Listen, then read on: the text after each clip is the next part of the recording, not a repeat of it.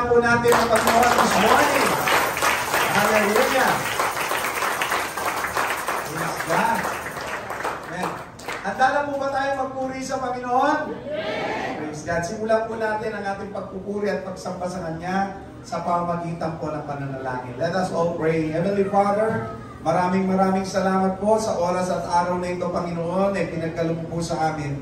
Kami po ngayon ay sama-sama sa ilalim ng lugar na ito, Lord, ng bubong na ito, ng iyong tahanan, upang kami, Panginoon, ay mag-alay ng mga papuri at pagsamba sa inyo. Samahan niyo po, Panginoon, kami sa ilang sandali ng aming pagsasama-sama nito, at nawa po ang buong atensyon po namin ay maipagkaloob lamang po namin sa inyo, Panginoon. Alisin mo ang anumang mga balakid, Panginoon, sa ganun po ang mga inihanda mong pagpapala, spiritual blessings, Panginoon, ay matatanggap po namin. Ito po ang aming pasasalamat, dalangin sa pangalan ng Panginoong Jesus. Amen. Come on, let's give God a big offering.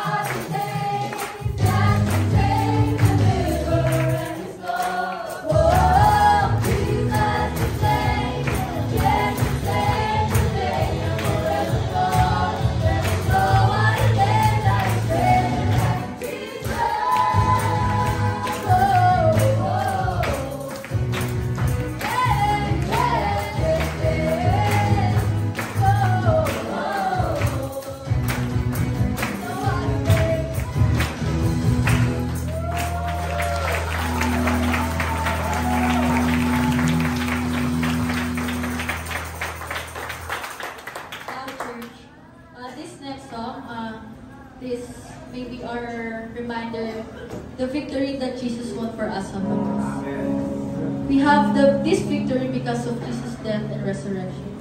Yes. Let's sing the anthem.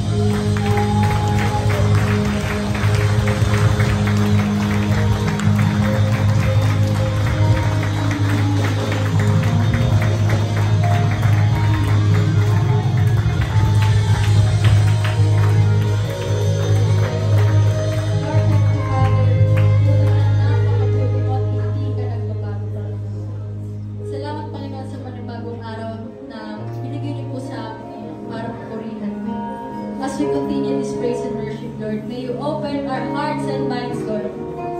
Give us enough knowledge and wisdom, Lord, para mas maunawaan namin ang mga gusto mong ituro sa amin through your words. Yung pong gabayan, gusto salita sa amin sa aming harapan. Naway ang gawain niyo yung araw ay maging reflection ng pagmamahal mo sa amin. We also pray for those who are not able to join us today, Lord. Diyan na rin po mga mapunta pa lamang, Lord. Hinihiling po namin ng iyong gabay sa amin at sa mga tapos na po. This is all we ask and pray. In His name we pray. Amen.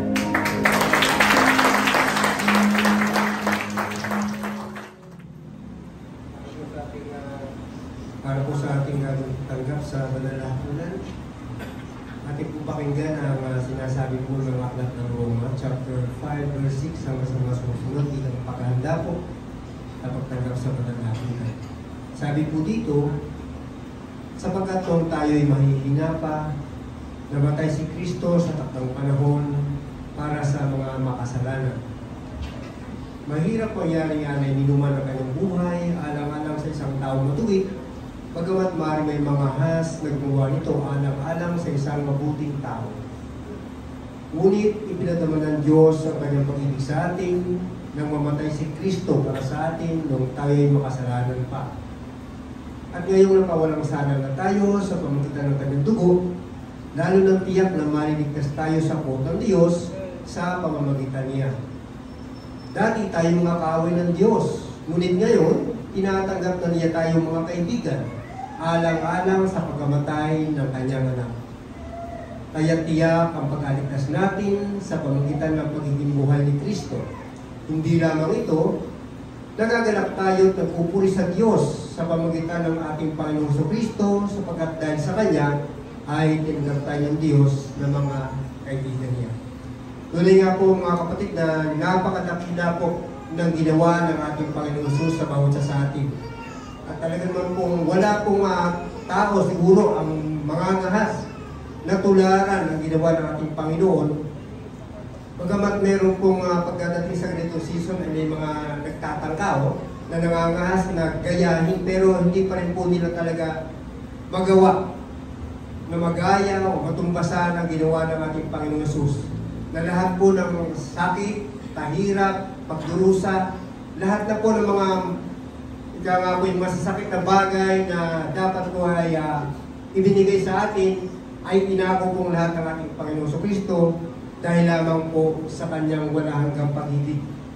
Na yun po ang iniutos ng ating Amang Diyos na siya po ang gumanap.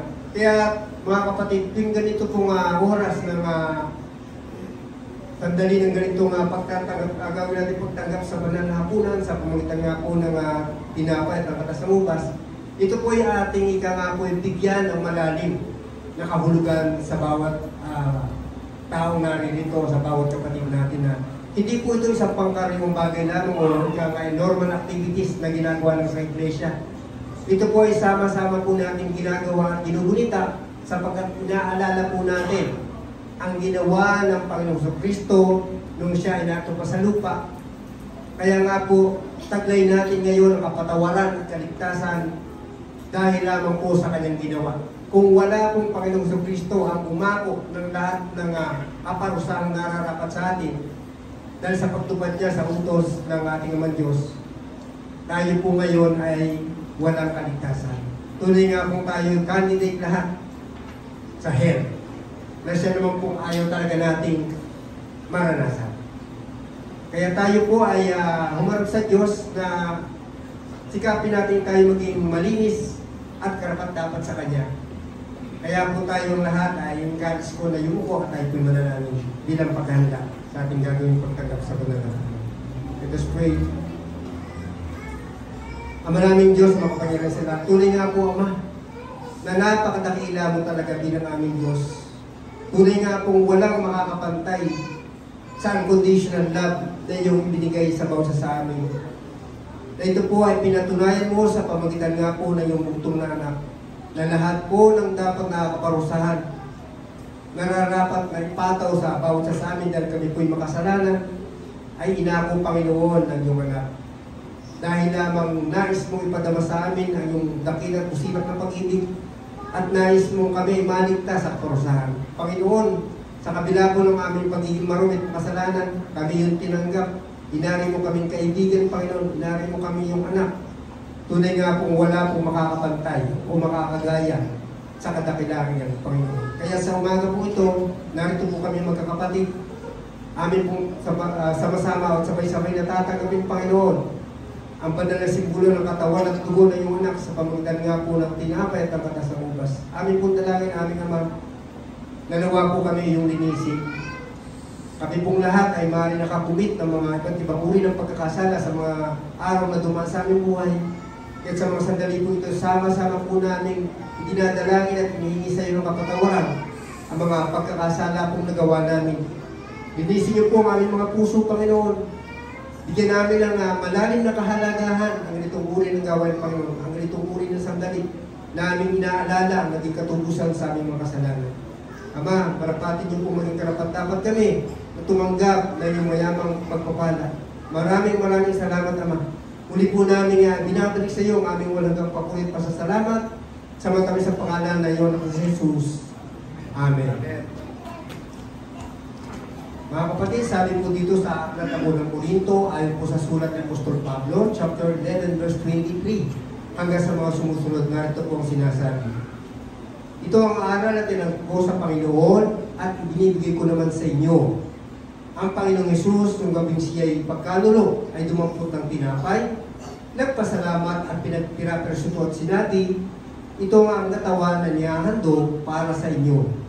Gawin niyo ito bilang pag-alaala sa akin. Sabay-sabay po natin sa gabi.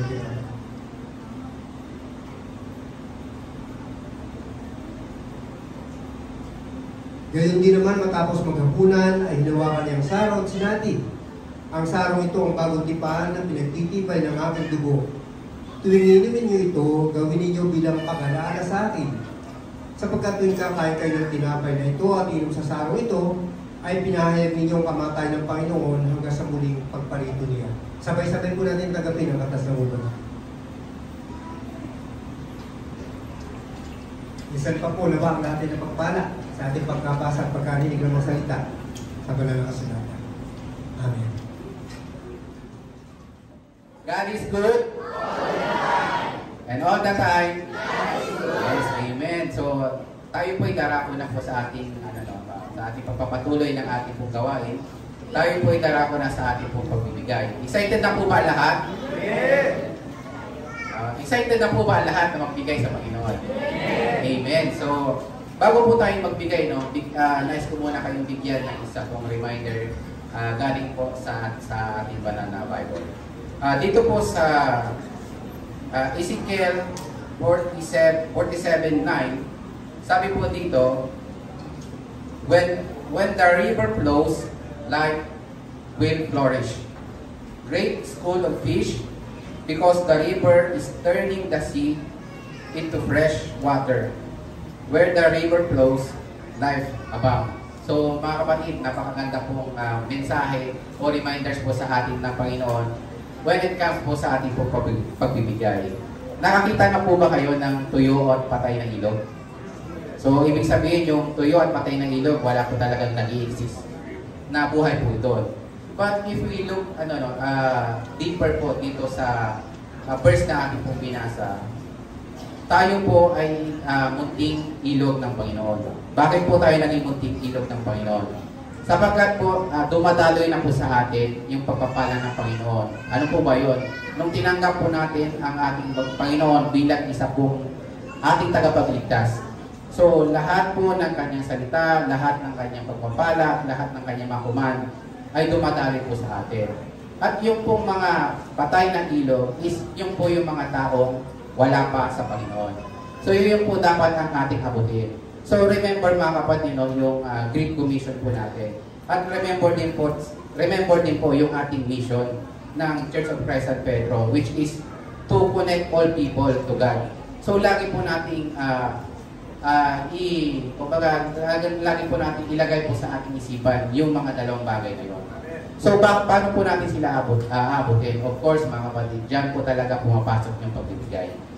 So, we need to give back sa ating Panginoon upang ito po ay magamit para sa kanya pong kaharian. So, hindi po talaga ma-materialize o hindi po talaga mapupush yung salita ng Diyos o mabot natin sa kanila kung hindi tayo sumusuporta doon. So, sabi nga po, no, marami na pong mga tumayo po dito na ang pagbibigay is not just limited only doon sa monetary. But kung ano man po yung gift nyo, yun po yung natin ibigay sa Panginoon. Amen po ba?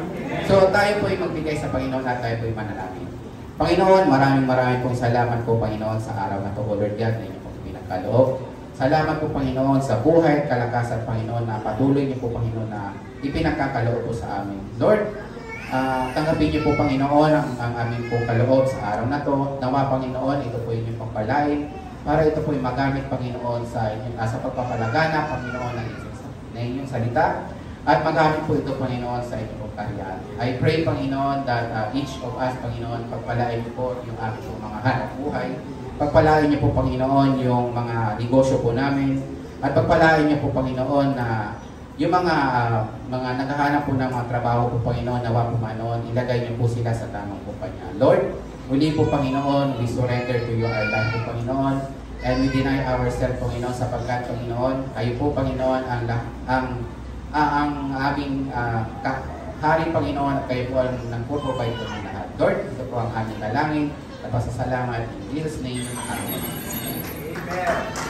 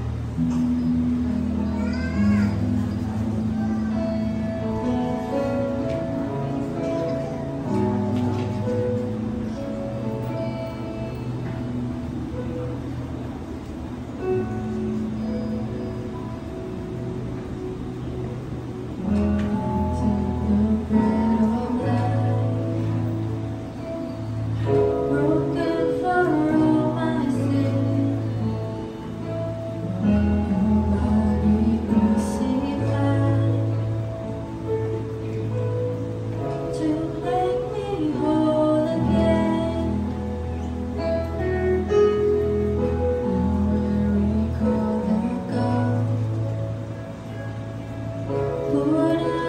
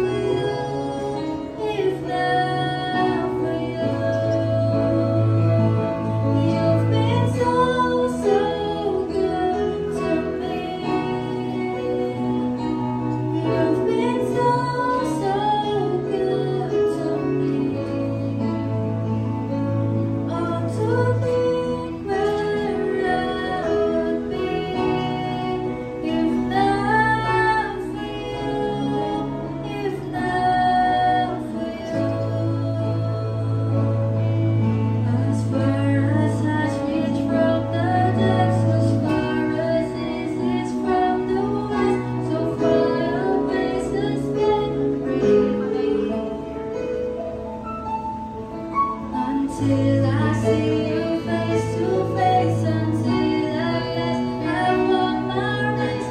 Remind me you're not finished yet.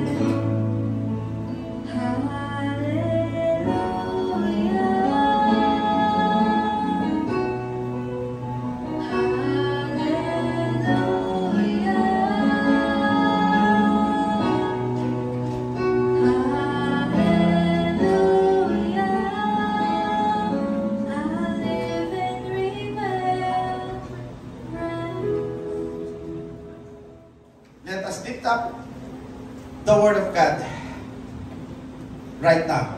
And let's come to Him. Heavenly Father, maraming salamat po sa oras na ito na kami po ay makikinig ng iyong salita. Buong konsentrasyon po namin nais kayong pakinggan, mangusap po kayo sa amin sa pamagitan ng iyong banal na Espiritu. Ang iyong mga salita ay hawak namin ngayon, nakataas sa inyong harapan, dahil Panginoon, inaangkin namin ang mga salita mo ay totoo at ito'y ipamumuhay namin. Ito ang aming samot dalangin sa pangalan ni Jesus. Amen. Praise God. Praise God. Taas nga po yung Bible. Parang iba pala ako. Sabi mo sa katabi mo, magdala ka sa susunod, ha? Palapakan natin ang Panginoon. Come on. Praise God. Okay. Holy Bible, di Holy iPhone. Okay? Kasi, sabihin natin, Pastor, ba't kayo nagamit din ng Bible na cellphone? Pagka po may pagkakataon na tayo po ay nalobat, wala na tayong Bible. Kasi nalobat. Pero ito po, hindi ito nalolobat. Hindi. Wala pa ako nakitang Bible na ganito na nalobat. Wala pa. Kaya po ito ang dadali natin. Bakit? Just in case, yung iPhone nyo, lahat kayo dito naka-iPhone di ba? Di ba? Yaman talaga naman sa Church of San Pedro. Praise God. Pag nalobat yung iPhone po natin, hindi nalolobat, may Bible ka pa rin. Okay? Kaya pakipaalala sa katabi mo next Sunday. Sabihin mo sa kanya, next Sunday, dalhin mo ang Bible mo. Palakpakan natin ang bawat isa. Praise God. Alright, so buksan natin yung Bible po natin sa 1 Peter chapter 3, verse 1 hanggang verse 7. Chapter 3, verse 1 hanggang verse 7. May Bible kayo? Tama-tama po. Pwede niyo pong i-highlight yung mga importanteng bagay na makikita niyo dyan. Na nagre-rema sa inyong puso. So allow me to read these verses to all of us. Ano po? Ang sabi po rito, kayo namang mga babae, pasakop kayo sa inyong asawa, sa gayon kung mayroon sa kanila ang hindi pa naniniwala sa salita ng Diyos, mahihikayat din silang sumampalataya dahil sa inyong magandang asal. Kahit hindi na kayo magpaliwanag sa kanila, sapat na makita nila ang inyong makadiyos at malinis na pamumuhay. Verse 3, ang inyong ganda ay huwag maging panlabas lamang tulad ng pag-aayos ng buhok at pagsuot ng mga gintong alahas at mamahaling damit. Sa halip, pagyamanin nyo ang kagandahang nakatago sa puso, ang kagandahang walang kupas na likha ng maamo at mapayapang diwa na lubhang mahalaga sa paningin ng Diyos. Yan ang pagpapagandang ginawa noong unang panahon ng mga babaeng banal na umasa sa Diyos at sila'y nagpasakop sa kanilang mga asawa. Tulad ni Sarah, sinunod niya at tinawag na Panginoon. Maliit lang po na B, okay? Panginoon ang asawa niyang si Abraham. Kayo rin ay mapapabilang sa kanyang mga anak kung matuwid ang inyong mga gawa at kung wala kayong anumang kinatatakutan. Verse 7, kayo namang mga lalaki, unawain ninyo at pakitunguhang mabuti ang inyong asawa sapagkat sila'y mas mahina at sila'y kasama ninyong tatanggap ng buhay na kaloob ng Diyos. Gawin ninyo ito upang walang maging sagabal sa inyong mga panalangin. Mga kapatid, lahat po tayo ay nagnanais ng isang matatag na tahanan. Amen po ba? Walang nagnanais sa atin ng isang mahina at mabuhay na pamilya. And therefore, napakahalaga ng topic po na ito. Taas po ang kamay ng mga married, mga may asawa na. Praise the Lord. Taas po ang kamay ng mga singles. Taas po yung kamay na hindi po naintindihan ng tanong ko. Uulitin ko po. Taas po yung kamay ng mga married. Mga kinasal na, may asawa na. Okay. Taas po yung kamay ng mga kapatid po nating singles. Praise God. Taas po yung kamay ng mga may planong mag-asawa sa singles. Wala. Wala po. Wala. Mga kapatid, kung kayo ay may asawa or may plano kayong mag-asawa, tamang-tama ang message nito sa inyo. Napakahalaga po ng isang matatag na tahanan. Tahanang nakatindig at hindi kayang pabagsakin ng iba't ibang pagsubok. Pamilyang hindi kayang pasukuin ng iba't ibang pressure ng buhay. Alam niyo naman po, mga kapatid, single ka pa lang, may pressure na ang buhay. Kaya pag nag-asawa ka, double pressure yan. Ang mahirap ito, kapag hindi ka handa sa pagpasok sa pamilya, yung double pressure na yun, mahihirapan. Kaya nga po, yung pamilyang disipulo ni Kristo, no, dapat matatag at hindi naaakay ng sanlibutan. At para mangyari yan, kailangang matatag ang pundasyon. Tama po ba? Ang bahay, bumabagsak. Kapag ka ang pundasyon, mahina. Pagbutas po yung pundasyon po niyan, pwede po yung gumuho. So, kaya ang unang pinagtitibay sa bahay, pundasyon. Kahit ang ganda ng bubong ng pader, pagka ang pundasyon, mahina, babagsak. Kaya, ano ba ang napakahalagang bagay na magiging pundasyon para tumibay ang ating pong tahanan? Wala na pong iba kundi ang salita ng Diyos. Matthew chapter 7 verse 24 to 27, ang sabi po dyan ay ganito, maliwanag po, kaya't ang bawat nakikinig at nagsasagawa ng mga salita kong ito ay matutulad sa isang taong, teka, hindi kayo nasubaybayan? Subaybayan niyo po, subaybayan, okay? Ulitin ko po. Kaya't ang bawat nakikinig at nagsasagawa ng mga salita kong ito ay matutulad sa isang taong na nagtayo ng kanyang bahay na ang pundasyon ay bato. Umulan ng malakas, bumaha at binayo ng malakas na hangin ang bahay na iyon. Ngunit hindi nagiba sapagkat nakatayo iyon sa correct. Ang tinulad ng Panginoon o ang halintularan ng Panginoon sa isang tahanan na nakikinig ng salita ng Diyos o sa isang tao o pamilya na ang pundasyon ay salita ng Diyos ay para daw bahay na itinayo sa ibabaw ng bato. Na kahit na dumating ang matinding pagsubok, hindi nagiba. Bakit? Kasi ang kanyang pundasyon ay ang salita ng Diyos. Kaya kung nais po nating magpatatag ng ating pamilya, wala na po tayong ibang dapat pang pagkuhanan ng guidelines. Ano ho? Wala nang iba pang dapat na maging pundasyon, kundi ang kanyang mga salita. At dito sa ating talatang binasa, mga kapatid, maliwanag yung sinimula ni Apostle Peter. Ang simula po niya, para magkaroon ng matatag na pamilya, sinimulan niya sa mag-asawa. Ang unang topic po niya dito, sa chapter na to, mag-asawa. Bakit po? Bakit mag-asawa? Bakit hindi inuna yung mga anak? Bakit hindi inuna yung mga kasama sa bahay? Bakit yung mag-asawa? Yung husband and wife ang inuna niya. No? Bakit po? Kasi po, mga kapatid, no? Yung pong tatag ng mag-asawa o yung tatag ng pamilya ay nakadepende kung gaano katatag yung pagsasama ng mag-asawa. So, nagbigay siya ng paalala kung paano dapat mamuhay. Ano ang dapat nilang maging ugali sa isa't isa. Again, bakit ito inuna ni Peter? Kasi po ang matatag na tahanan nakasalalay sa matatag na relasyon ng mag-asawa. Isa lang ang bumigay dyan, bigay lahat. So, bigyan natin ng konting background. Alam niyo po, kaya po nagpaalala si Peter ng ganito sa mag-asawa. Una, kasi nung panahon po na yon ni Peter, ang mga babae po tinuturing na kapareho ng mga, ang antas po nila ay kapareho ng mga household pet. Household pet. Ganun kababa ang tingin sa mga babae nung araw. Ano po? Alam niyo kung sino nag-influensya niyan sa kanila? dala-dala po yan ang impluensya ng mga Romano.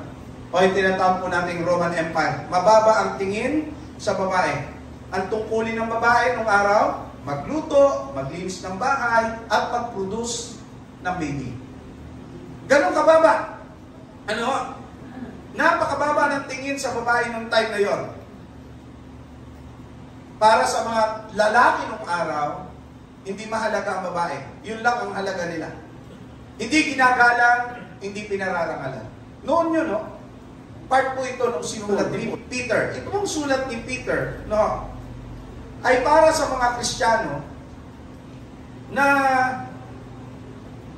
yung ginagawa po at pag-uugali sa isa't isa, ungodly. Kaya po niya sinulat to. Kasi during those times, may mga mag-asawa, nagkiklaim sila na Kristiyano, pero hindi makita sa buhay nila. Ngayon po ba, may ganun pa rin? Meron po ba? Sabihin nyo, wala nung dito. Sabihin mo sa katabi mo, parang hindi ka makasagot. Wala nung dito, wala. Noong araw po, no, may mga Kristiyano sila, but they live ungodly life. So ito yung mga Kristiyanong nagiging kahihiyan ng iglesia at nagdadala ng kapulaan sa pangalan ng Panginoong Jesucristo. Sabi ni Apostle Peter, no, na ang pagpapasakop ng babae, kaya binanggit niya po yun, ano, sa kanyang asawa, ay hindi nagpapataba ng kanyang kalagayan bilang isang nilalang ng Diyos. Dahil sa mata ng Diyos, lahat ng kanyang nilalang pantay-pantay. In the eyes of God, we are all equal as far as our existence is concerned. No? Pero pagdating sa tahanan, meron po tinatawag na prescribed order ang Panginoon na dapat masunod. There must be a chain of command. Someone that is in charge who will be held accountable to our God for our family. And God has ordained the man to be the head, to be the leader, and to be the authority in home. Pangatlo po, nais ko pong pansinin niyo yung sinabi ni Peter na kung ang asawa ng isang Kristiyano ay hindi mananampalataya, maaari itong mahikayat dahil maayos ang pag-uugali ng asawang Kristiyano.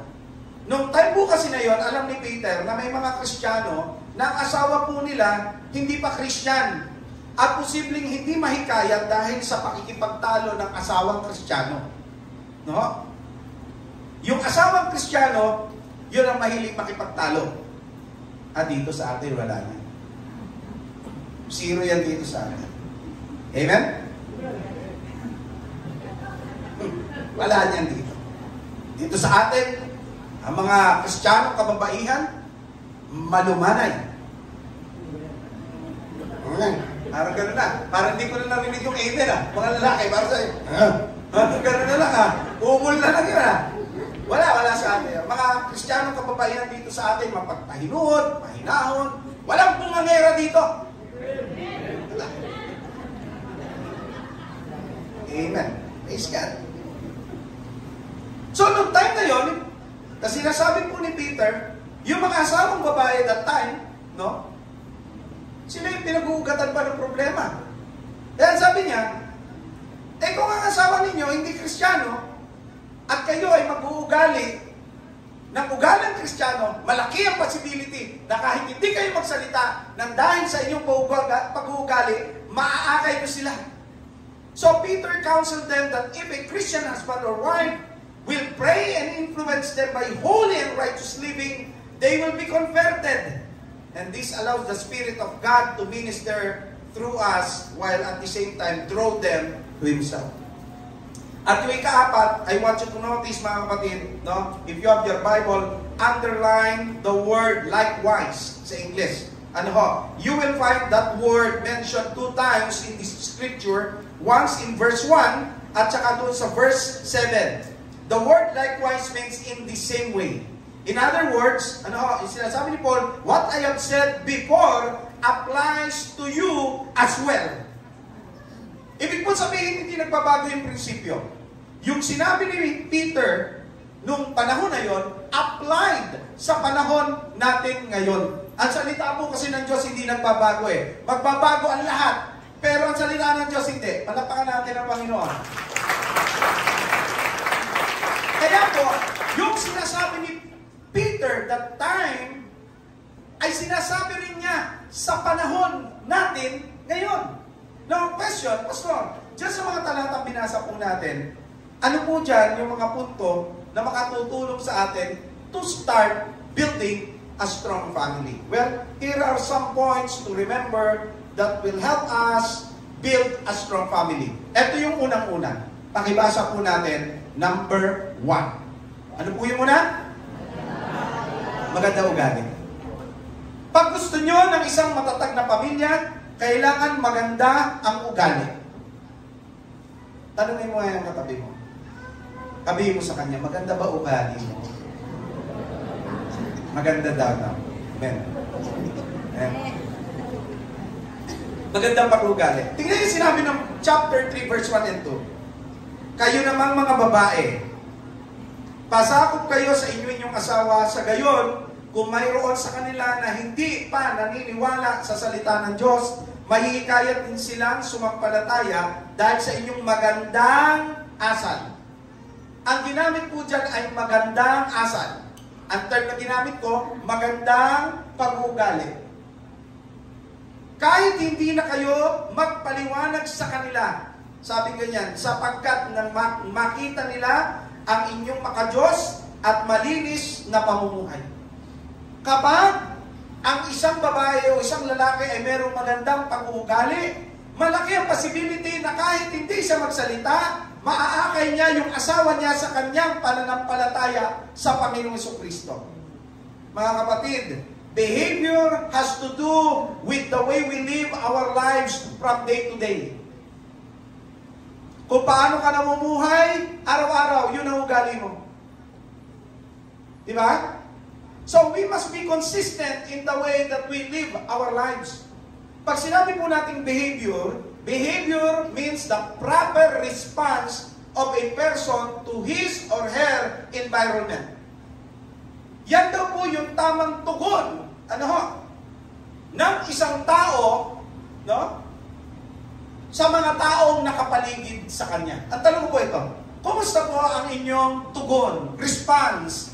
Kumusta po ang inyong behavior sa isa't isa sa loob ng tahanan? Halimbawa kayong mga anak. Mga anak, pagka kayong po ba ay kinakausap ng inyong mga magulang, do they get a proper response? Do they get a proper response? Mga young people, nakakakuha ba sila ng tamang pag-uugali kapag tayo po ay kinakausap nila? Walang nagdadamot?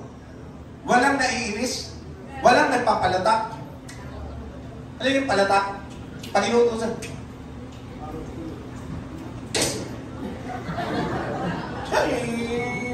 Mga kabataan nyo, alam, may sakit eh. Buti dito, wala ganito dito. Mga kabataan dito, masunurin, mapapait, hindi mga reklamador. Wala niyang mga matitigas sa ulo dito, mababay talaga. Bakit? Maganda ugali ng mga anak ng Diyos. Wala dito yung mga parang sinasabihan pag inutusan, anak, pakain mo, yung mga naninigas, wala ka yung mga sinasabihan mo sa mga espiritu. Wala. Ito sa atin talagang masunurin. Parents get a proper response from their children. Bakit? Kasi ang ikinatatatag ng pamilya, magandang pag-uugali. Amen? Diba? Ano, may natutunan ba? Alam nyo, God expects us to conduct ourselves in a godly manner. So whether you are treated in a right or wrong manner, you must still behave in godly manner. Yun ang sinasabi po dito eh.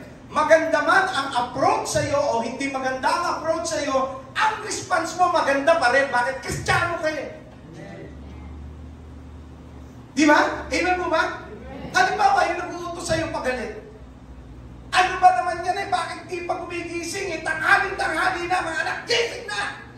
Anong response natin? Opo, inay. Opo, itay. Di ba? Amen mo ba? They will get a proper response. Why?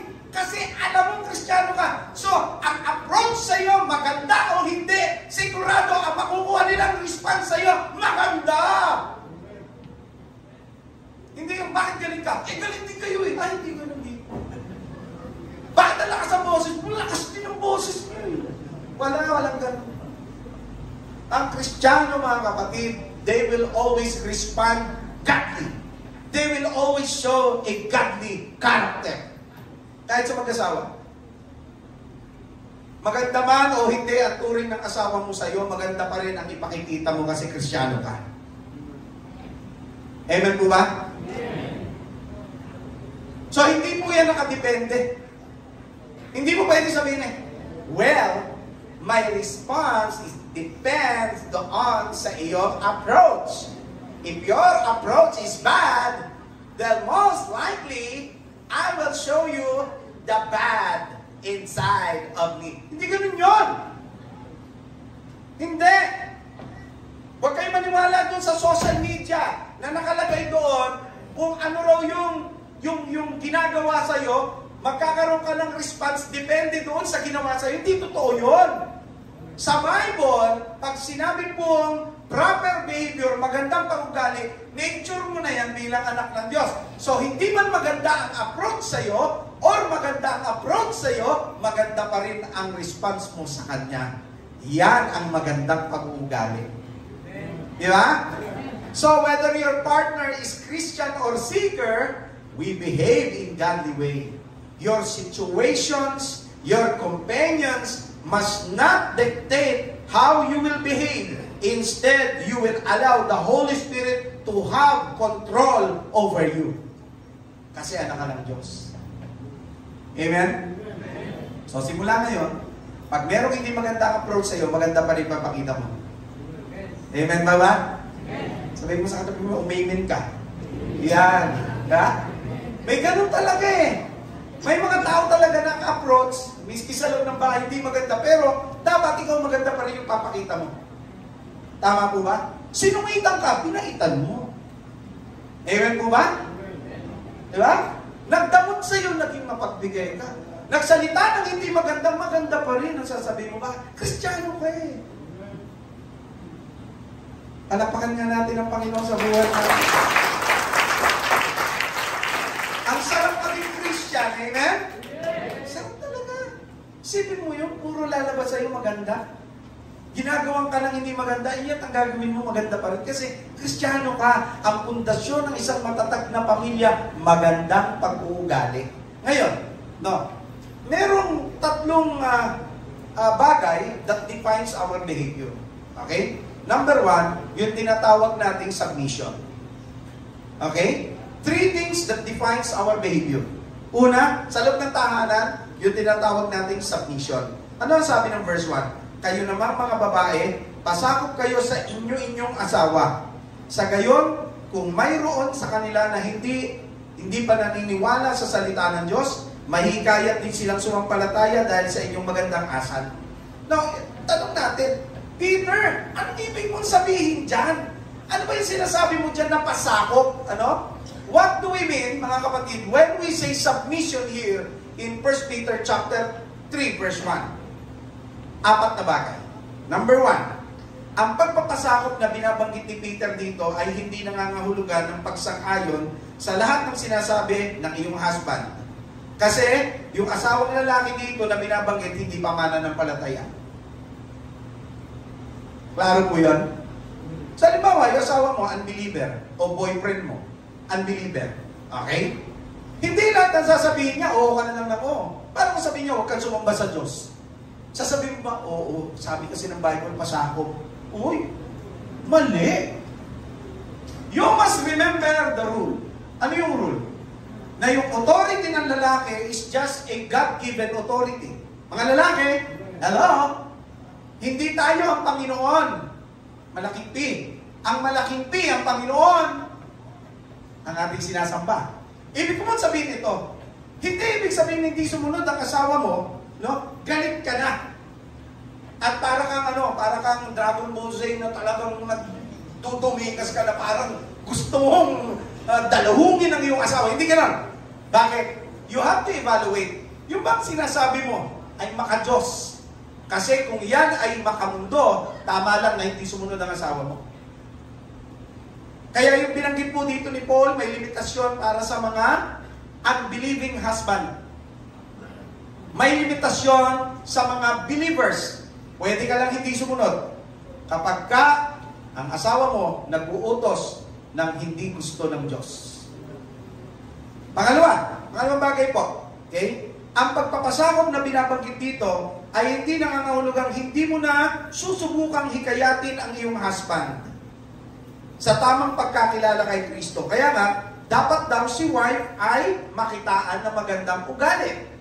So it doesn't mean na kapag sinabing magpasakop, ay, hindi na ako magnanais na mahikayat yung asawa ko kasi sabi naman ng Bible, pasakop. Kaya pag sinabi niyang hindi tayo Kristiyano, sama na rin ako. Hindi ganun yun.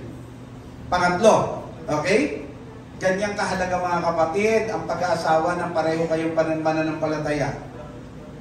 Kaya ako, recommendation ko sa inyo, no?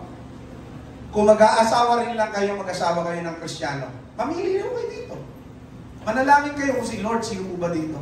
Gusto nyo mataba, meron dito. Payat, meron. Di ba? Mahabang buhok, meron. Matangkad, meron. Pantak, meron. Ba't aanap ka pa sa labas? Gusto mo ng maganda, lahat na andito na. Di ba? So bakit aanap ka pa sa sanlibutan? Dito ka na umanap. Amen ba mga young people? Ayaw ninyo. Kung hindi man dito, sa ibang local churches of Christ. Ang point ko po ito. Napakaganda na pareho kayo ng Espiritu. Mga young people, huwag kayo magbo-boyfriend, mag-girlfriend na hindi kayo pareho mananampalataya. Magkakaproblema kayo. Tingnan niyo itong binabasa ko. Ulitin ko, matatag na pundasyon ang pinag-uusapan natin. Kaya dapat pareho kayo ng Espiritu.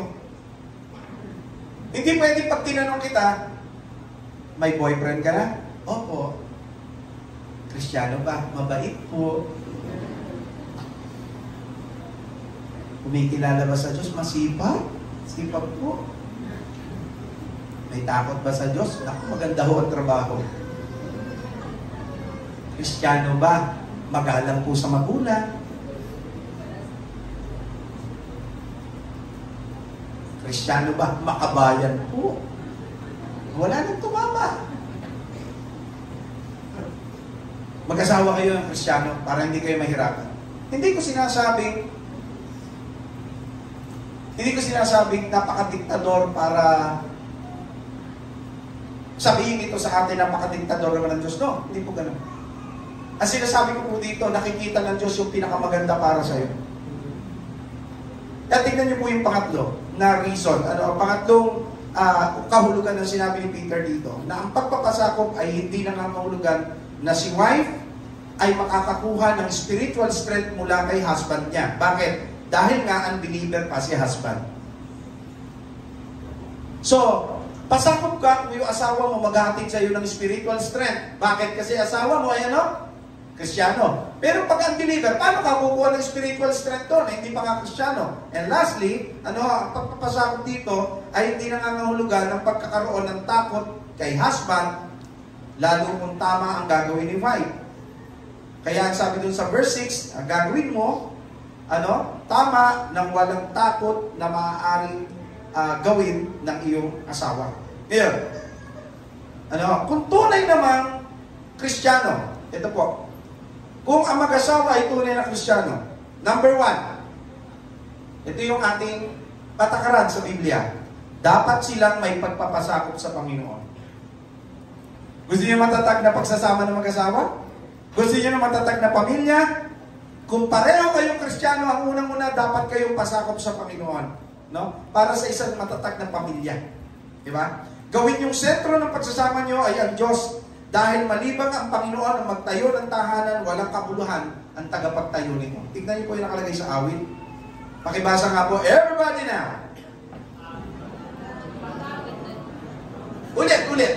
Yung may unity. Everybody, 1, 2, 3.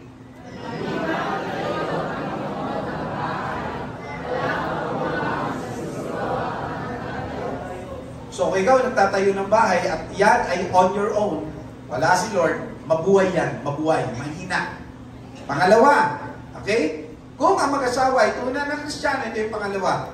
Dapat pasakop, no? dapat napasakop ang babae ng lubusan sa kanyang asawa. Di ba? Mahalaga makita ng babae na ang pagpapasakop niya sa asawang niyang lalaki ay ang pinakamahalagang tungkuling iniatang ng Diyos sa kanya. Ito ay para sa ikatatatag ng kanilang pamilya.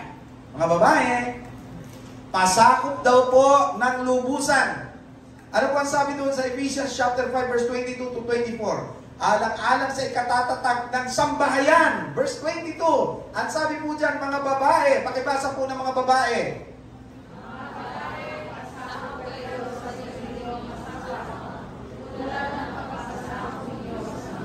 Ayan. Diba? Bakit? Ano ang reason? Verse 23, tuloy.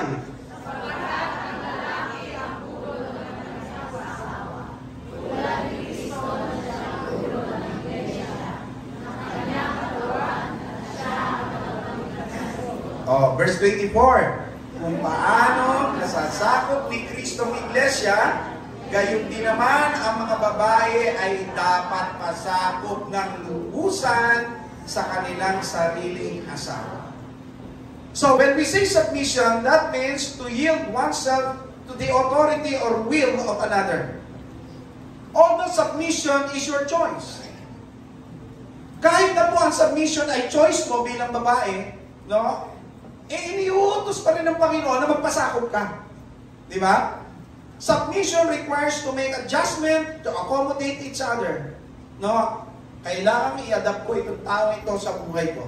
No? Submission requires us to become dependent on each other. Alam nyo, ang pagpapasakop ay isang paraan para makita ang magandang pag-uugali. Ulitin ko po, para makita ang magandang pag-uugali sa isang babae, dapat na andun yung submission. Hindi yung mas matapang ka pa sa asawa mo. Dito, walang mga tipong parang galing ng sa lahi ng mga Amazona. Wala naman, no? Parang matatapang talaga. Pinasusuko yung lalaki. Ay, hindi. Dito sa atin, ang mga babae, submissive sa kanilang husband. Amen? Tuloy na po natin itong pag-aaral po natin. Hindi ko pwedeng mas matapang pa kayo at kung ano yung gusto ninyo, yun ang masusunod. At tapos, pag hindi nasunod, magtatampo kayo. Hindi ganon. Yung bang, when I want it, and I want it now. Pag hindi tayo bate. Parang bata. Ay mga kabayan natin dito sa Church of Christ San Pedro, submissive yan. Say amen. Yan. Submissive yan. Wala rin itong mas matapang pa sa asawa ko nila. No? Tandaan niyo po, ang babaeng nagpapasakop, tatandaan niyo to, ang babaeng nagpapasakop, yayaman ang asawang lalaki.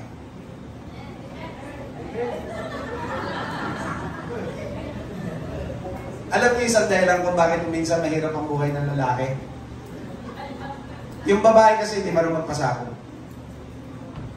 Hirap na ang kalooban, hirap pa ang bulsa. Pero pag ang babae po, marunong magpasakop, yayaman asawa niya. Sino po ditong babae ang gusto yayaman? Yung may asawa to sa may asawa. Pwede rin naman sa mga singles. Sino po rito yung gusto aalagwa yayaman yung asawa niyang lalaki? Kasi damay ka dun eh. Taas po, taas. Ayan, praise God. Yung hindi nagtaas, kawawa naman. Taas po! Taas po! Yan! Palakpakan po natin sila. Mga lalaki, kumanda kayo, yayaman kayo. In one condition, dapat ang babae submissive. Pag hindi ka submissive, mahirap yung asawa mo. Alam mo yung unang hirap niyan? Hirap ng kalooban. Aba, napakahirap sa lalaki yung ang sama-sama ng loob ng asawa mo kasi hindi siya nasunod. Ang hirap sa lalaki mo. Tignan niyo si Abraham. Bakit siya yumaman? Hindi naman siya. Binanggit si Abraham at itinuring ni Sarah na Panginoon. Alam niyo kung bakit yumaman si Abraham? Sinunod lang po, bakit yumaman si Abraham? Sumunod lang po si Sarah sa sinasabi niya. Basahin niyo po. Babasa po ba kayo ng Bible? Di ba nung umalis po sila, doon sa lupain ng mga magulang ni Abraham, walang-wala sila. Pero nung nagsimula na po sila ng sarili nila, mayaman na sila. Bakit sila yumaman? Kasi yung babae submissive. O, kumusta buhay niyo? Asawa niyo, mahirap, mayaman?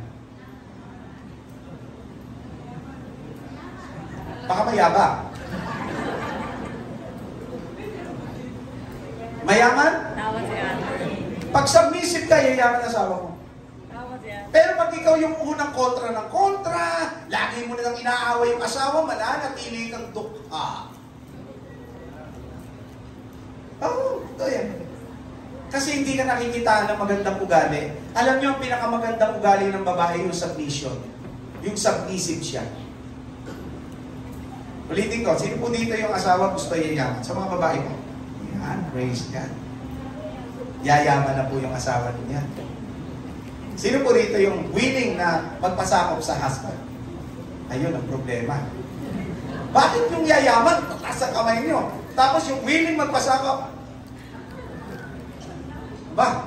Taas niya, di ba? O pangalawa, ito po yung pangalawang ano po, pangalawang sabi nga po ay bagay na dapat po nating ilakip, no? Sa bagay na itong pinag-usapan natin, yung godliness. No? Pag sinabi pong godliness, sabi ng verse 2, tignan niyo po, sapat nang makita nila ang inyong maka-Diyos at malinis na pamuhay. Another thing that defines our behavior is godliness. Pag ang tao po maka-Diyos, dapat may magandang ugali. Iba po ang ugali ng taong may takot sa Diyos. Amen po ba? Amen? Dapat, ang mag-asawang Kristiyano, parehong may takot sa Diyos. Kung gusto nyo ng isang matatag na sambahayan, magkaroon kayo ng takot sa Diyos. Hindi po yung mas takot pa kayo sa asawa nyo kaysa sa Diyos. Sino po rito yung mas takot sa asawa kaysa sa Diyos? Sabi mo sa katabi mo, umamin ka nga. Wala naman. Alam nyo, minsan mas takot pa yung lalaki sa asawang babae sa Diyos. Sabi ng lalaki, dadalo ako. Subukan mong dumalo. Hindi na nga ako dadalo. Sabi ko na. Huwag ba ganun? Dapat mas takot tayo at mas obedient tayo sa Diyos. Tingnan nyo, bakit tayo nagkaroon ng pagkahulog sa pagkakasala? Kasi mas pinakinggan ni Adan yung babae kesa doon sa binilin ng Diyos sa kanya. Sino ang binilinan na huwag kakain ng prutas? Si Adan o si Eva? Pareho o si Adan lang? Si Adan lang. Kasi ang unang nilikha, si Adan. Di ba? Ang unang nilikha, si Adan. So, ang binili ng Diyos, yung bilin niya na huwag kakain, kay Adan niya sinabi. Paano nalaman ni Eva? Paano nalaman? Ha? Paano nalaman? Hindi po. Sinabi ni Adan. Ang nagturo kay Eva ng bilin ng Diyos ay si Adan. So, ang nagturo kay Eva para malaman na bawal kainin yon, hindi pwede yung pakialaman, ay walang iba kundi si Adan. Ito na problema. Sinong mas pinakinggan ni Adan? Ang Diyos o yung asawa niya na sinabihan niya na huwag kakain? Sinong pinili po niya? Ang asawa. Ilan pong pamilya na mas pinakikinggan yung asawa kesa sa Diyos? Kaya hindi matatag ang pamilya. Sabi mo, siya lalaki. Araw ng pagsamba ngayon, a-attend ako. A-attend ka, nakita mo nang wala tayong ganito, gigil na gigil yung asawa.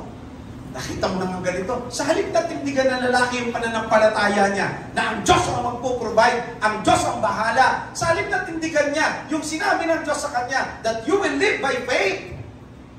Sabi niya, sige, para wala nang pagtatalo, hindi na ako a-attend. Tapos, nakinig sa asawa, mahuna ang pamilya. Kaya pagdating ng araw, yung mga anak, ganun din ang prinsipyo. Tandaan niyo po itong mga magulang. Kayo ang unang tinitignan ng mga anak nyo. Kung paano kayo namumuhay, yun ang gagayahin nila. Hindi mo pwedeng ituro sa kanila, hindi mo ginagawa. At hindi nila pwedeng matutunan yung hindi mo ginagawa. Yung ginagawa nila o yung ginagawa mo, yun ang gagayahin nila. Kaya importante, tama yung ginagawa po natin. And we must live a godly life. Godliness. Ito po yung napakahalaga. Dapat mas takot tayo sa Diyos kesa sa ating asawa. Sabi ni Jerry Bridges, every day that we're not practicing godliness, we're being conformed to the world of ungodliness. Practice godliness, mga kapatid. Dito po, no? Ito pong bagay na ito, kailangan nating isagawa. Bakit? Practice godliness kasi ito yung naghahatid sa atin upang unahin ang Diyos bago ang ibang mga bagay. Kasi kapag inuna natin yung mga bagay sa mundong ito, hindi na po yun godliness. Ang tawag doon, worldliness. Di po ba? Yung godliness, ito po yung buong paggalang natin sa Diyos. Yung godliness, ito po yung pagsunod natin sa Diyos. At tandaan po natin, binili tayo ng Diyos ng kanyang sariling dugo, o ng dugo ng kanyang anak, mga kapatid. Hindi na po tayo dapat ang nasusunod sa sarili natin. Dapat ay ang Panginoon. Practice godliness. Pangatlo, ano po? Isa pa pong bagay that defines our behavior is what we call purity. Balikan natin yung verse 2. Pakibasa po. Everybody church, pakibasa. Sapat na. Tama. Nakalagay po dyan, malinis na pamumuhay. Kapag malinis ang pamumuhay, maganda pag-uugali. Di ba? Kasi naruroon yung kabanalan, naandun yung pag-iwas, anumang immoralidad. Tandaan po natin ito. Unfaithfulness is very destructive and damaging to the home. Ano ho? Kaya laging panatilihin ang kalinisan ng kalooban at ng pag-iisip, mga kapatid. At para mapanatiling malinis ang isip, laging isa-isip ay ang salita ng Diyos. Dapat basahin natin ito day and night. Amen? Basahin natin. Awit 119 verse 11. Basa, everybody. Ang salita mo'y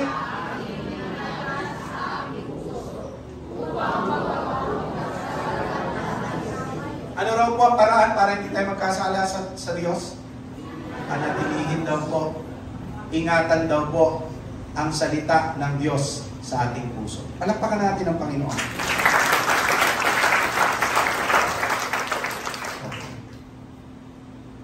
Are you still with me? May natututunan ba tayo? Ano, tutuloy pa po ba tayo? Tutuloy pa tayo. Ito yung pangalawa. Ano? So, for us to build a strong family, dapat meron tayong magandang ugali. Ito yung pangalawa. Ano po yung pangalawa? Maayos na pangangalaga ng sarili. Ano po ang sabi diyan? Ano? 1 Peter chapter 3 verse 3, ang inyong ganda ay huwag maging panlabas lamang tulad ng pag-aayos ng buhok at pagsusuot ng mga gintong, alahas at mamahaling damit. Meron po ako ipapakita sa inyo. Sabihin niyo po sa akin kung para saan sinusuot ang mga bagay na ipakikita ko. Una, paki-flash nga. Ayan, saan po yan? Saan po yan? Ayan. Tama po. Next, mga kabataan. Ito, kabataan, para saan kaya yan? Para saan? Para sa mga formal occasion. Kasal, ano ba? Debu at iba pa. Kasama na rin po, pati yung ating pagsamba. Okay, eto po kaya. Ayan. Ayan. Okay. Halimbawa po isusot yung pagtulog doon po sa pagbabasketball. Maganda po ba? Sino po rito ang magbabasketball na nakapadyama? Sino po? Wala. Okay. Sino po dito ang a-attend ng formal gathering nakapadyama? O kaya naman yung nakapang-basketball? Yan. Punta. Ayan. Puntahan natin. Ayan. Okay po ba yan? A-attend kayo ng formal gathering? Yan suot natin. So ano po ibig ko sabihin? Okay? Yung bihis nyo, nagre-represent sa inyo. Yung bihis nyo, nagre-represent po sa inyo. Ito lagi ko po sinasabi kay Kuya Kit. Kasi taga-sita po ako ni Brother Kit. Oh, ba't yan yung bihis mo? Hindi mo ba alam, anak, na yung bihis mo ay nagsasabi kung sino ka? Bihis. Umalik ka doon, palitan mo yan. Bakit po? Anong kinalaman mo sa isang matatag na pamilya? Dito po makikita natin Hindi naman po yung pinagbabawal ni Apostol Pedro ang pagiging maayos sa sarili. Napansin niyo po yung sinabi ng talata? Ang sabi po niya, huwag maging panlabas lamang. Okay? Ibig sabihin po, hindi po niya pinaalis. Kaya may salitang lamang. Ang ibig po niya sabihin, huwag limitahan sa panlabas na pag-aayos lamang. Meaning, bukod sa panlabas, meron pang dapat na pagandahin. So, there is nothing wrong for the husband and wives wanting to look nice for each other. So, hindi masama na ang babae mag-ayos. Sa mga may asawa, kahit may asawa na kayo, mag-ayos kayo. Amen? Nakakatatag ng pamilya ho yun. Hindi yung pagdating ni husband, hindi niya kayo makilala. Sino ka? Asawa mo ako? Ay, sorry. Asawa pala kita. Bakit? Hindi nakilala. Hindi nag-aayos. Mag-ayos kayo ng sarili. Nakakatatag ng pagsasama. Bakit? Kasi po nakikita po nila na kayo ay representasyon nila. Tama po? Tama po? So, hindi masamang magpa-beauty. Di ba? Hindi masama. Kailan nyo huling dinala sa parlor ang inyong misis? Noong 2015 pa? Ulitin na po ngayon. Sobrang tagal na noon. Di ba? Hindi masama. Di ba? Importante po, no, na yung lalaki, nakikita niya yung asawa niya sa kanyang kagandahan. Ganon din naman ang babae, importanteng nakikita ang lalaki sa kanyang pagwapuhan.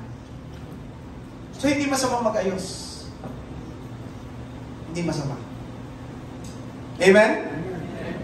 So, sino po dito yung babae na pag nakita niyang bato yung suot ng mister niya, pinagbibihis niya? Yan. Palitan mo yan. Nakita ko pong kamay kay Sister Carol, tsaka si Sister, ayan. Totoo po yun sa Sister Carol. Pag nakita po niya yung damit ko, hindi maayos, sasabihin niya, dati hindi yung bakit. Magpalit na. True enough. Ano po? Sino naman po dito, pag nakita yung damit ng kanyang misis ay hindi bagay, pinagsasabihan, pinapapalitan. Ay, hindi bagay siya yan. Sino po dito yung walang pakialam sa asawa? Bala ka! Nako, ayan! Yan na po ang simula ng paghina ng pundasyon.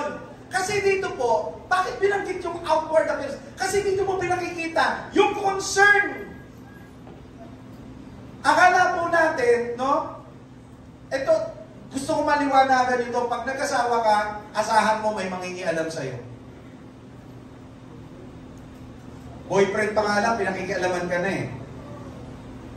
Di ba? Bakit ka pinakikialaman? Kasi concern. Halimbawa, pupunta ka ng palengke, tapos yung suot mo pagka-ikli-ikli. Sasabihin sa'yo na asawa mo, bakit yan ang suot mo? Saan pupunta? Pag sinabi mo magsuswimming, ha? Magsuswimming? Eh, ba't may dala kang basket? Mamamalengke muna. Ay, magpalit ka muna. Mamaya pa swimming. Naku, niyo po yun? Mga kapatid, sino rito yung mga magulang na pag nakitang hindi maayos ang suot nila, pinapapalitan? Sino po? Sino po dito yung bala ka sa buhay mo na? Wala. Bakit po yung ginagawa? Again, concern. Concern po. Nagmamalasakit at wala pong masama doon. No? Alam niyo ba kung minsan, nagiging dahilan ng pagtatalo-talo sa loob ng bahay ang suot ng asawang lalaki o suot ng asawang babae o suot ng anak. Kaya para walang pagtatalo-talo, ilagay mo yung kasuotan mo sa okasyon na pupuntahan mo. Amen? Amen. Di ba? Pupunta ka sa isang, ika nga po ang lugar kung saan formal, magbihis ka ng naaayon doon. Bakit po? Because you represent your family. Wala namang ibang magiging kahiya-hiya, kundi yung pamilya mo eh. Di ba? So dapat hindi natin binibigyan ng kahiya yung pamilya natin. Beans pa lang, kita na nila kung sino ka. Amen? Kaya po lagi natin isa-isip ang maayos, no, na pagpapahalaga sa sarili. Hindi ko mo may asawa na kayo, kakalimutan nyo ng mag-ayos. Wag. Wag po.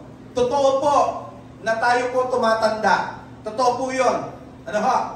Habang tumatanda tayo, unti-unti kumukulubot ang mukha, nauubos ang buhok, nabubungi ang mga ngipin, lumalabo ang mata. But it doesn't mean na pababayaan mo na yung sarili mo. Dapat nga, mas tumatanda ka, mas nag-aayos ka ng sarili mo. Mas tumatanda ka, mas bumabango.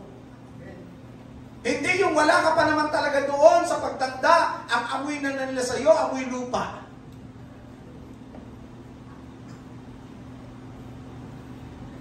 Dapat pagparating ka pa lang, oh, andyan na si Mister, bakit? Naamoy ko na siya. Anong amoy? Lupa. Dapat hindi gano'n, di ba? Malayo pa lang, di ba? Kilalang nila ang amoy mo. Andyan na Mister ko. Bakit? Amoy sibuyas. Di ba? Alam niyo sa amin, no, doon sa Alasasin, meron po sa amin doon, alam mo si Ma'am Boying ang dumadaan. Kahit po ang distansya mo ay mula rito hanggang dyan sa labahan, yung labahan po dyan, ganyan kalayo, alam mo, dumaan si Ma'am Boying. Alam mo bakit? Ang lakas ng putok. Kaya po mga kapatid, nakakatatag ng pamilya yung maayos ka sa sarili mo. Paano ka naman tatabihan ng asawa mo kung ikaw ay amoy putok? Di ba? Sasabihin niya, doon lang ako sa salas. Ha? Bakit doon ka? Wala, doon lang ako. Doon ko gusto mag-spend ng gabi. Dito ka sa tabi ko, hindi. Doon na lang ako. Ito tip ko sa mga lalaki. Alam niyo ba, bago po ako matulog, ako po ay maglilinis muna ng aking sarili at nagpapabango pa po ako niyan. Bakit po? Tanungin nyo, ay hindi ko po sasagutin. Ayaw nyo magtanong kung bakit eh. Hindi naman kayo tatanong eh. Mamaya ako lang sasabihin sa inyo, pag kayo nagtanong ng bakit, ba't ko naman sasagutin? Ako rin nagtatanong na, bakit? O sige, alam mo bakit? Para po nun sa gano'n, ng asawa ko, masisiyahan pag tumabi sa akin. Hindi yung halos ipagtulakan ka na sa higaan, mapalayas ka lang dahil sobrang bantot mo. Alam niyo po yun? Ha? Lagi kayo magpalit ng medyas, mga lalaki. Hindi yung pagubad ng sapatos nyo, alam nila, dyan ka na. Oo. Andyan na ang daddy mo, bakit? Amoy daga. Di ba? Di ba?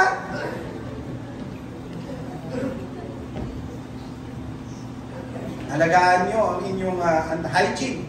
Mag-toothbrush kayo bago kayo matulog. Minsan pinagmumula ng pag-aaway ng mag-asawa yan. Akala natin, ha? Yung pag-ayos ng sarili, nakakatatag ng pundasyon ng pagsasama? Abay, oo naman. Isipin mo matutulog ka, hindi ka nag-toothbrush. Eh di pagbuga ng bibig mo doon sa asawa, pao naman ang bibig mo. Mag-toothbrush ka. Mag-aaway pa kayo, matutulog na lang kayo, nag-aaway pa kayo. Hindi natang, bumangon ka. Ayokong tumabi sa'yo. Bad breath, ang baho. Mag-toothbrush ka doon. Makita niyo na po yan? Hindi pinag-aawayan niyo pa. Sabi ng kapitbahay niyo, may nagtatalo no? Ano kayo pinag-aawayan nila? Hindi nila alam, toothbrush lang. Yun lang, ganun lang kababaw. Tapos sasabihin natin, Pastor, parang hindi naman yan related sa matatag na pamilya. Related yan. Amen? Amen. Hindi yung pagbuka ng bibig ko na siyang nakatulog. Bakit? Inimatay pala. Diba? Hoy, dear! Hindi na magising. Hoy, mahal! Wala, ayaw na magising. Inimatay eh. Bakit? Hindi ka nag-toothbrush. Diba? Aalis kayo ng bahay, tignan nyo naman yung damit ninyo. Kung yan ba, butas-butas ba yan? Diba? Sira-sira. Again, you represent your family. Diba? Pag alis ng bahay, di ba? May nagtanong, Sasabihin sa'yo, saan pong junk shop? Ha? Junk shop? Eh, hindi.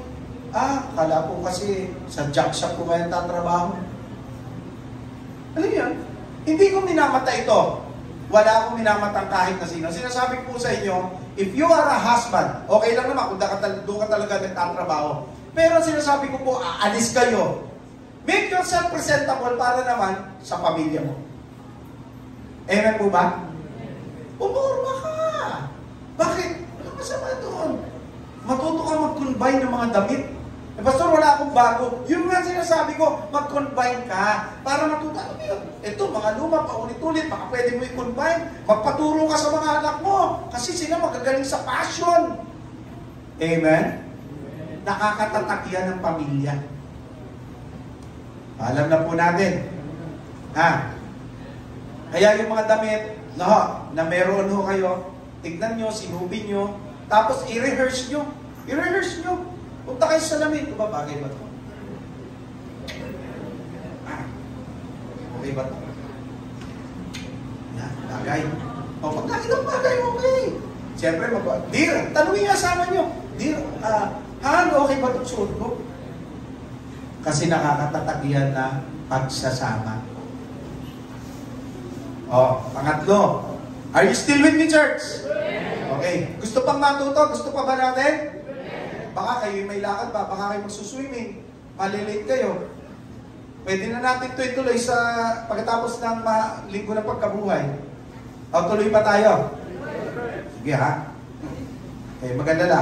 Mahaba pa ito 10 to nasaan pa lang tayo?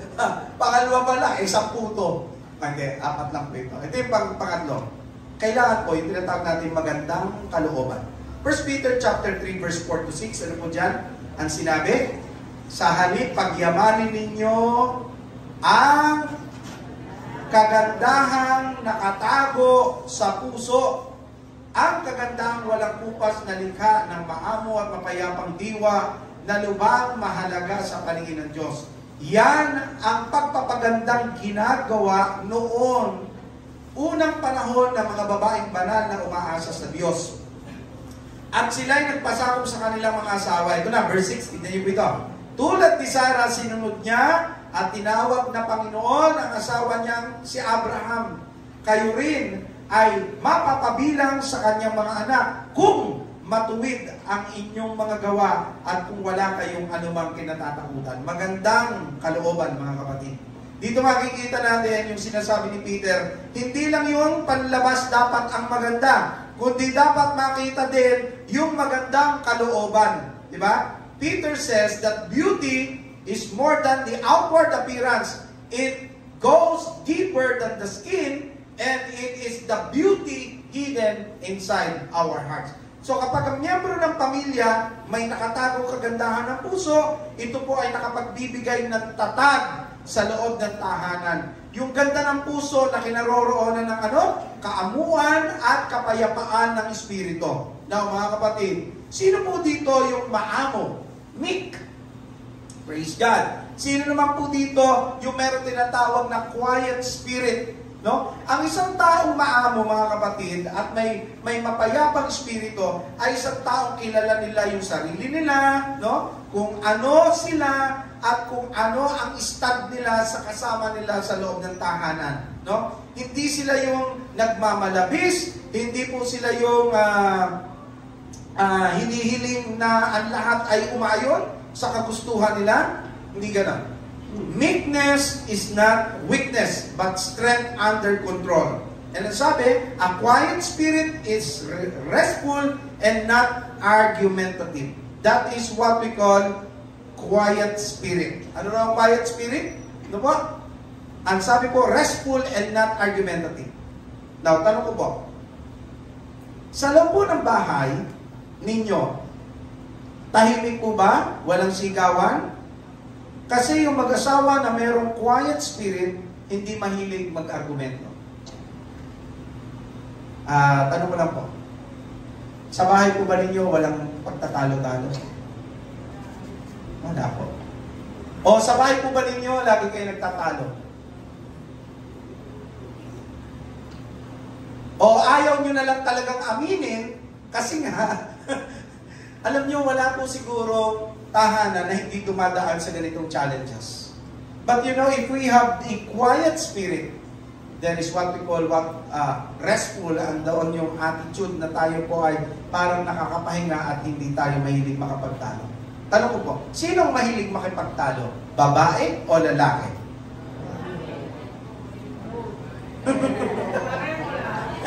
Sino ang mahilig Sino ang nauunang makipagtalo? Lalaki, babae?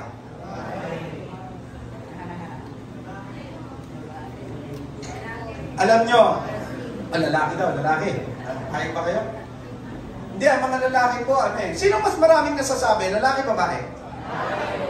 Babae, lalaki?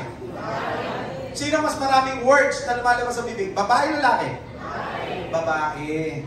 Sabi ng pag-aaral. Sino ang unang namamatay? Babae, lalaki?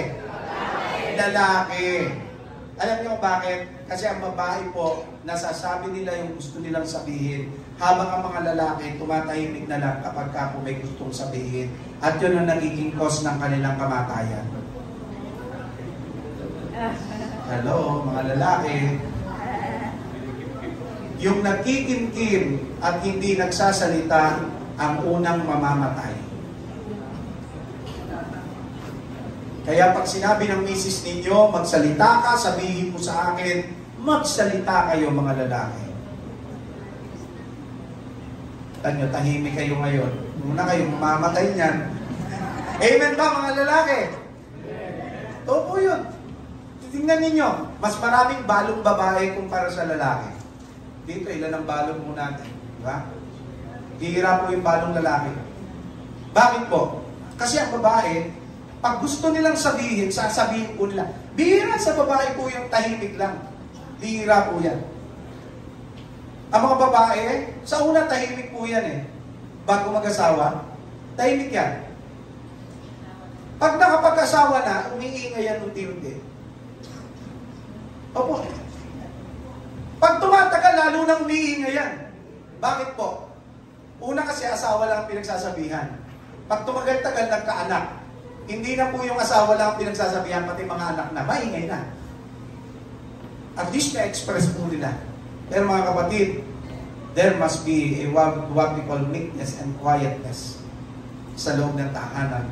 Kasi ito po yung nakakapagpatatag ng ating pagsasamahan. Sabi ng Biblia, yung meek, yung quiet spirit, lubhang napakahalaga sa paningin ng Diyos. So for us to have a strong family, dapat meron tayong malinis na kalooban. Malinis yung kalooban po natin. Paano? Sabi po natin, there must be meekness and quietness in spirit. Lastly, huli na po ito. Okay.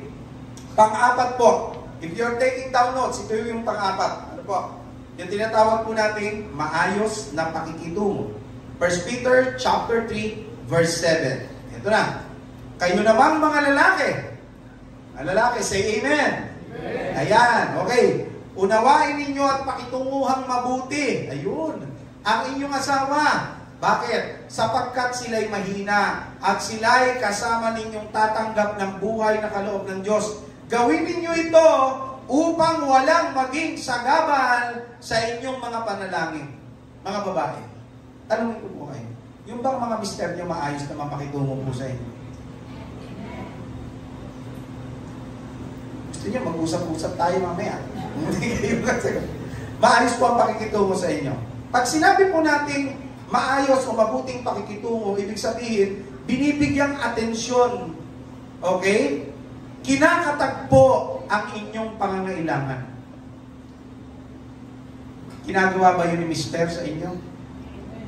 Gusto nyo ng isang matatag na pamilya? Isang matatag na tahanan?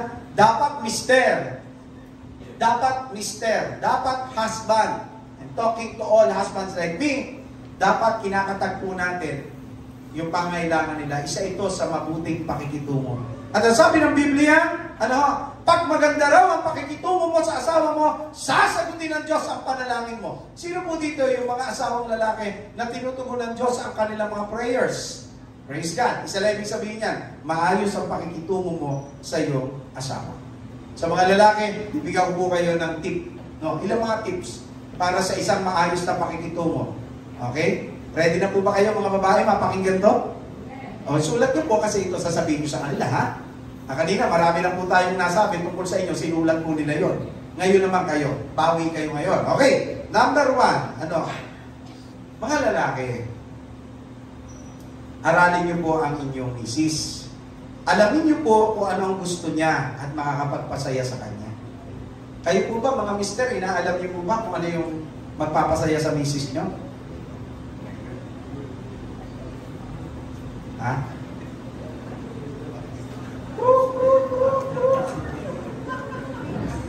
Mga mister, hello! Kinakausap ko po kayo. Kayo po ba, inaalam niyo po ba yung magpapasaya at yung gusto ng inyong kabiyak, ng inyong asawa? Ha? Pangalawa po, ano ang kabutihan na naidudulot niya sa iyo na pwede mong ipagpasalamat? Kayo po ba na ipagpasalamat niyo na yung misis niyo? Nasabi niyo na po ba, Lord, salamat po. Ito po ang aking napangasawa. Parang di kaya makasagot ngayon. Kailan kayo huling nagpasalamat sa Diyos kasi yan ang misis niyo? Noong pa po. Nung pandemic. Mga kapatid, nakalalakihan, alamin po ninyo, ano ba ang kanyang kahinaan na need niya ang inyong kalakasan. Kasi kung minsan, may kahinaan na nga si misis, dinadagdagan pa natin. Salit na tayo po yung maging maging armas para lalo po siyang maging malakas. Dapat pakitunguhan na maganda. Paano po? Tanungin mo ang sarili mo, mister. Ano ang pangarap mo sa misis mo? Natanong niyo na po ba yung sarili niyo? Ano bang pangarap ko kay misis?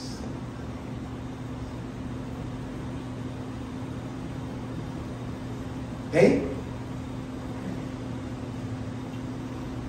Gusto niyo mapasaya ang misis niyo? Ayain niyo po mag-grocery. Opo. Amen ba mga kababayan? Nag-amen kayo, hindi niyo pa tinatanong kung sino magbabayad. Ayain niyo ang misis niyo. Ito, masaya to, Pastor Noli. Pagdating mo doon sa counter, sabi mo sa kanya, Ops, sagot ko yan. Ako, napakasaya niya, Sister Helen. Gusto niyo sumaya si misis? Simple lang po. Yung mga ganong bagay po. Yung maalala mo sila, kahit sa isang pirasong lollipop, masaya na. Alam niyo, pinakaayaw ng babae yung parang kang walang pakialam. Pinakagusto ng babae yung pinakikinggan mo yung sinasabi niya. Pastor, paano kung paulit-ulit? Sasabihin ko ba sa kanya, tama na, natinig ko na yan. Ganun ba? Mga kapatid, hindi po. Ako patotoo po ito sa inyo. Ang aking misis, marami ang paulit-ulit na kwento. Hello, pero alam niyo po, ang ginagawa ko, I'll make sure na yung kwento niya is always something fresh that I need to listen to. Ito po yun. Intentionally, papakinggan mo uli. Sino po dito yung may mga misis bukod sa akin na paulit-ulit magkwento? Praise God. Welcome to the club. Brother Buboy, sino ba? Pastor Noli, ano pa? Brother Richard, saka si Pastor Marvin. Mamaya po may fellowship tayo. Hindi, pero alam niyo, totoo po yun. Minsan yung kwento po nila, uulitin po nila yun. For two good reason. Dalawang dahilan po. Una, pwedeng nakalimutan po nilang naikwento na nila. Or pangalawa, gusto po nilang may makinig at mapakinggan kung anong opinion mo doon sa kanilang sinasabi.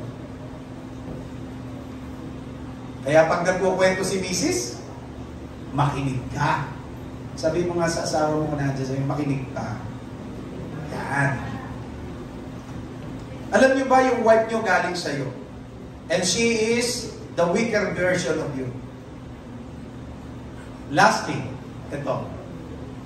Natanong niyo na po ba yung misis niyo kung masaya na kayo ang napangasawa? Parang ayaw niyo yatang itanong at wala kayong planong itanong. Mamaya po, nga lalaki, para sa ikagaganda o patungo po doon sa maayos na pakikitungo, pakitanong po natin si Mrs. pag-uwi. Tanungin po natin siya at sabihin mo sa misis mo, wife, masaya ka ba na ako napangasawa ko? Tanungin. Pag hindi kumibo, huwag niyo nang ulitin.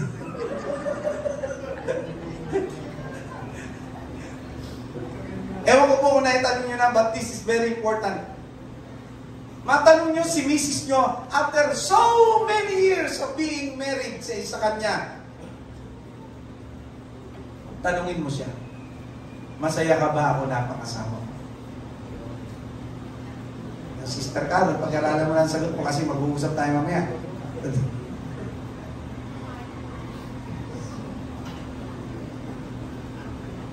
Kailan nyo huling ipinag-shopping ang misis nyo, binila ng damit? Kailan nyo huling sinurprise ang inyong asawa? Kailan nyo huling ipinasyal ang misis nyo kahit nakamotor lang kayo, wala naman kayong kakainan, rides lang, masaya na kayo. Tanawin lang ng mga paligid, okay na sa'yo. When was the last time na ginawa niyo? Ang malungkot ay ito po, ang laging nakaride sa'yo yung barkada mo. Tapos si misis mo nakalimutan mo. Hindi yan nakakatatag ng pamilya. Tandaan niyo po, pag maayos ang pakikitungo sa isa't isa, lalong magiging matatag ang pamilya. I hope marami tayong natutunan. Marami tayong i-apply sa buhay natin.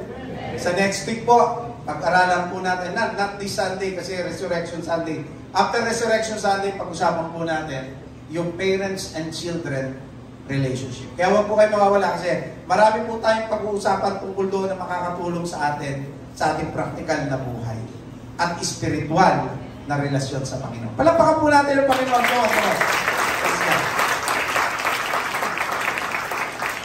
So how to build a strong family? 4 po na bagay. Number 1, dapat mayroong. Pangalawa, pangatlo, at pang-4, pag meron tayo niyan, then we are building a strong family, a strong household. Tayo lang tayo tumayo. At sa oras na ito ay inaanyahan ko ang praise and worship team para umawit sa atin. After ng pag-awit nila ay ang closing prayer and benediction. Pakisama na lang po sa closing prayer yung ating pinag-aralan. Thank you.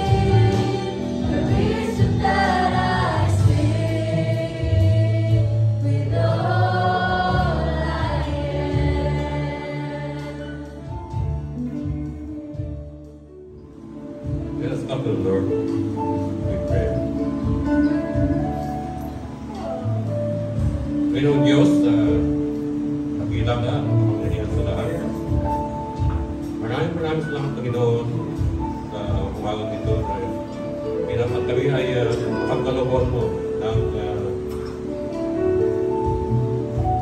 sa pagsamba, Panginoon, upang ito ay nakilain, purihin, at awitan ng buong puso at buong dalito. Maraming salamat, Panginoon, sa iyong mga lingkod na ginamit ko. Patuloy kong ginagamit upang magkaroon ng kaayusan ng aming pagsamba sa umagang ito. Maraming salamat, Panginoon, sa ginamit kong na tagapagsalita sa umagang ito, Panginoon, na may patuloy mo siyang bigyan at pagmungan sa kaalaman ng iyong mga salita upang ipangaral sa amin ang mga salita mo, Panginoon, kasi magpapakatatag ng aming pananampalataya sa iyo. Maraming salamat, Panginoon, sa mensahe na aming napakinggan ngayong umaga. Tunay, Panginoon, na maraming challenges that threatens our family, the dignity, the purity, and the strength of our family. At ang tanging mga salita mo sa lamang, Panginoon, ang aming magamit upang malabanan ang mga tukso isatanas sa amin, sa aming buhay. At ito'y naway gamitin namin ito, Panginoon, mga salita mo upang lalo mapatatag ang aming pamilya, ang aming pananampalataya sa iyo, Panginoon. Panginoon, sa umagang ito ay aming inihiling na patuloy mong pagpalain ang bawat isa sa amin na narito.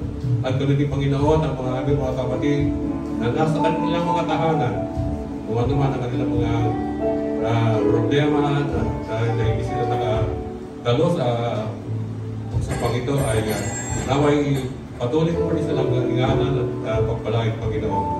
At ganoon din, Panginoon, na nihiling din namin ang pagpapagaling sa aming mga kapatid na may mga maramdaman.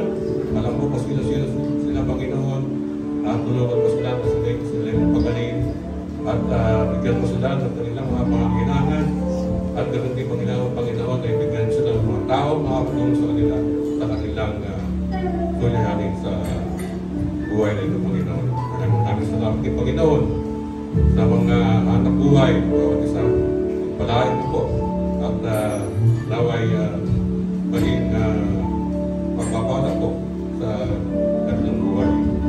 Panginoon, at sa aming pansamantalang pag-iwalay ay hinihiling po namin ang kaliwan, kagalangan ng bawat isa. Hinihiling namin ang iyong pag-iingat sa anumang mga gagawin pa namin sa susunod pang mga araw. At tulungan mo kami, Panginoon, na huwag kaligtaan ng mawalang mabuti at tumulong sa kapwa dahil ang mga bagay na ito, Panginoon, ay iyong kinalulugdan. At ganun, Panginoon, sa darating na linggo, tulungan mo kami ihanda ang aming mga sarili, mag-aral sa iyong mga salita to commemorate the death and resurrection of our Lord Jesus Christ. Maraming salamat po. At ito ang aming nanangin sa pangalan ng aming Panginoon Jesus. Amen.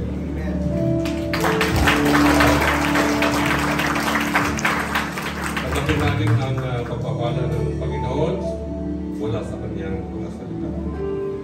Ang Diyos na pinamumula ng kapayapaan na siyang muling bumuhay sa ating Panginoong Jesus na naging dakilang pastol ng lupa dahil sa kanyang dugo ang nagpatibay sa walang hanggang tipan. Naway ipagkaloob niya sa inyo ang lahat ng kailangan ninyo upang may sagawa ang kanyang kalooban at sa pamamagitan ng Jesucristo ay gawin niya sa atin ang nakalulugod sa kanya. Pagpurihan na ako sa Kristo ang pakilaman. Amen.